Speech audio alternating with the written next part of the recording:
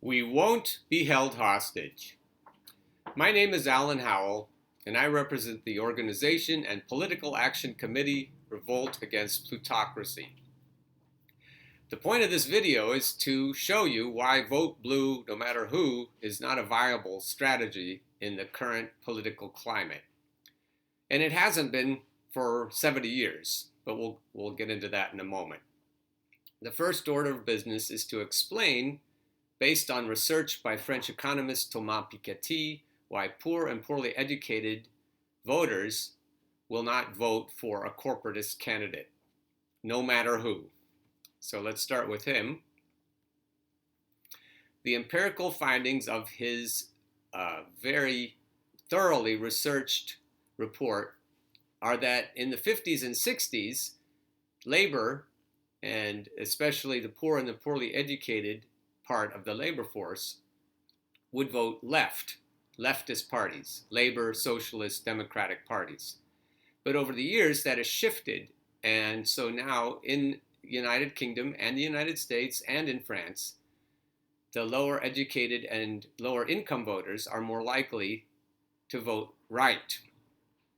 And since the 70s and 80s, higher educated voters, those with college degrees, have been more likely to vote left, and wealthier voters are more likely to vote right. And this led to him writing a paper called The Brahmin Left versus the Merchant Right.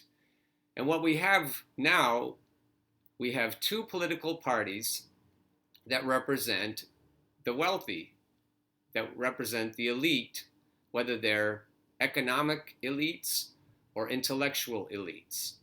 And the rest of the voters he calls populists, although he puts a question mark after the word. He's not sure if that's the right word or not. But his data are extensive.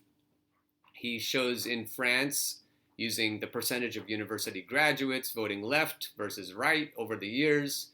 Then he superimposes the United States, the data from the United States, and then the United Kingdom. And what we have over 70 years are clear trends that show how the political parties are leaving behind the poorly educated and the lower income voters. And what he's also showing us is that unless there's someone to vote for, the poor and poorly educated will not vote. So when we study voting trends, for example, this graph shows exit data from the 2016 elections. When we study data of voters, we see that even people who do traditionally vote in the last election would not be shepherded, would not be sheepdogged into the Clinton camp. A full 12% of Bernie Sanders voters, for example, voted directly for Trump, which was especially devastating in swing states, or other candidates, or did not vote. But if you include the data of Piketty, you see that the elephant in the room, the sizable elephant in the room, is the voting bloc that consists of poor and poorly educated voters.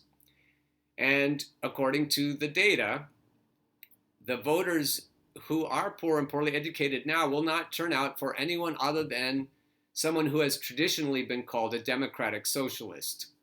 But it doesn't matter what you call them. What they perceive is that don't give a shit-itis has pervaded the political scene. Neither the Democrats nor the Republicans have given a shit about working class people over the last 70 years.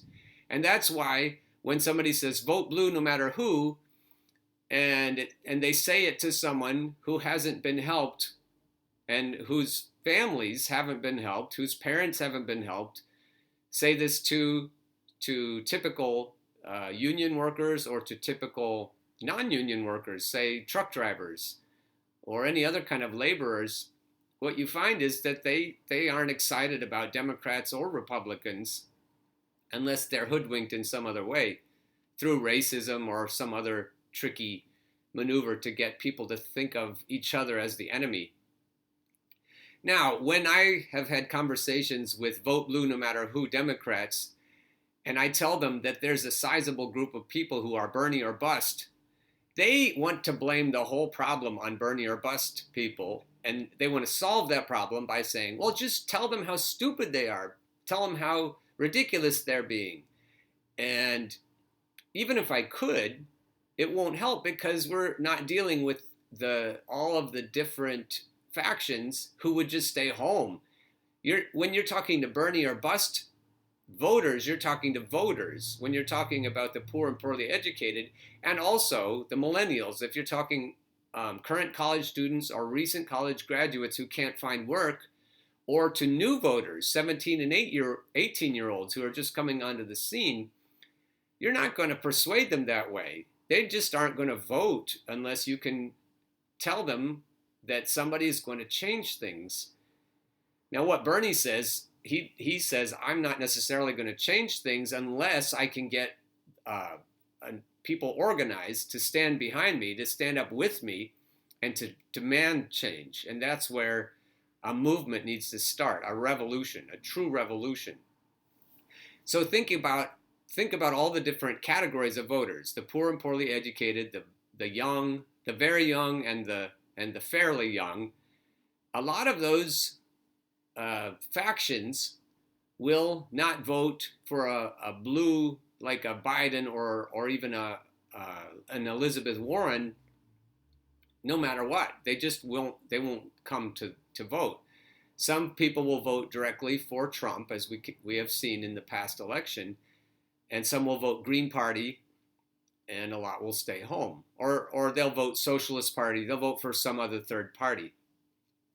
Now, in economic times that favor Wall Street, what we've been taught to call a good economy, although it's only good for the 1%, we won't defeat Donald Trump without all of the legions of voters who typically don't vote. So in a good economy, quote, we absolutely have to have the disenfranchised voters show up. In an economy that like in a recession, if we have something like happened in 2008, then all bets are off, and we don't know what we'll get then. But if the economy continues to favor Wall Street, the only possible way to defeat Donald Trump is by rallying the troops who have typically been left out. There are tricks up the sleeves of both Republicans and Democrats in their think tanks and in the way they organize. I need to mention cross-check. Cross-check is an interesting phenomenon. If you're wondering what it is, it's a way that both Republicans and Democrats, in typical fashion, controlled opposition fashion, where they disenfranchise voters. So if you go to crosscheck, if you do a search on crosscheck, what you'll find is that crosscheck, even though it's a Republican thing, it's designed to keep out voters of color. Innocently, on the surface, what it does is to make sure that voters don't vote in more than one state. But because people of color have more similarity in names, it tends to leave out a lot more people of color. And so it's just a way, really, to do voter suppression. And with voter suppression in place, then you can see how the Republicans and the Democrats are working together to keep voters out. And then, and which voters? They not only keep out voters of color, they keep out the poor and poorly educated, who also are more likely to have similar last names, similar first names, similar names. The other thing I needed to mention in passing is that the Democratic Socialists of America have passed a resolution called the Bernie or Bust resolution. And even though there are 56,000 members, it sounds like good news on the surface, but what we're seeing is, and these are very active politically people, but what we see here is that they say that they won't endorse anyone other than Bernie Sanders, but they leave it to their membership to decide whether or not to vote for a corporate candidate. And the other part of the story that I have to tell you before I get to the environment is that labor movements are critical in trying to get things changed, and no other candidate besides Bernie Sanders is really serious about getting the labor force involved the way they're starting to in Europe and in South America. If you look at the Yellow Vest movement, if you look at labor strikes like trucker strikes in Brazil and other places, what you find is that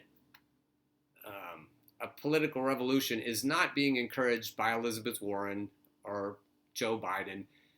And I've talked a lot about that in other videos I've made. But for the purposes of this video, I just want to help you see why vote blue is not a viable strategy and the main reason. So instead of yelling at Bernie or bust people for us to hop out of the pot, what we really need to do is explain why, with the disenfranchised voters, you're not going to escape 4 more years of Donald Trump unless you endorse Bernie Sanders, unless you get him in the first round of the primaries, in the first round at the convention. You're just not going to get where you want to get, which is, by all the studies, Democrats are most intently focused on defeating Donald Trump more than any other issue that they actually care about. The last point then is the climate, and we've got the feedback loops that are, like I mentioned, that are heating up the planet faster than even Bernie Sanders seems to realize. And if you talk about saving the planet from extinction, then you really need to figure out that nobody else is going to do it. We have to solve the economic injustice, and really that's at the root of the climate injustice. And so if we can get a revolution started and we can get all of us involved who are typically not as involved, then we'll save the day. So please tell your friends, vote blue no matter who, just isn't going to cut it, and that Bernie Sanders right now is the only candidate who can possibly defeat Donald Trump and save the planet. It is that grave, and it's time to get the word out. So until next time, keep on burning.